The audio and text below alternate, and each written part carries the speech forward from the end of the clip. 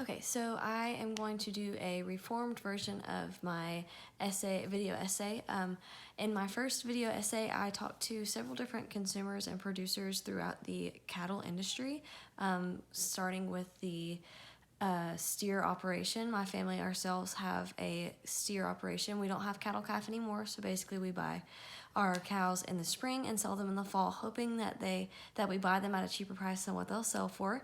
And then I moved on to talk to a gentleman who I've known for a very long time, since kindergarten actually, but his family has a cow calf operation.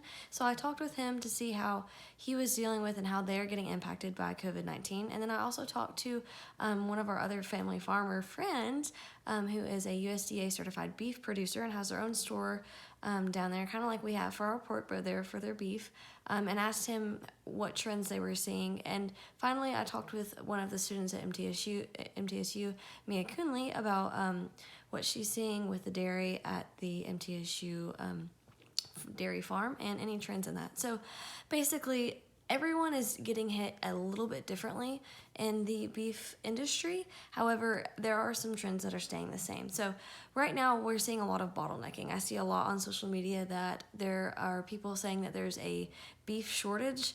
There's not a beef shortage. We have plenty of cows. We have plenty of demand. Typically this means that things are booming. But for right now, people are not wanting to process beef because it's really, really cheap. They don't want to keep the labor.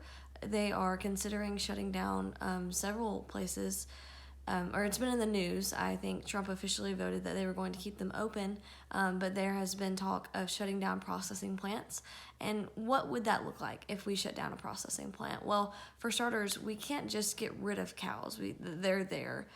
So if we can't process them, then we're going to see a really big buildup in having all of this livestock. And all across the board, from the steer farmers to the cattle calf operation farmers and dairy, all said the same thing. If these processing plants get shut down, if our farmers lose their contracts, then there's going to be a huge surplus in cows.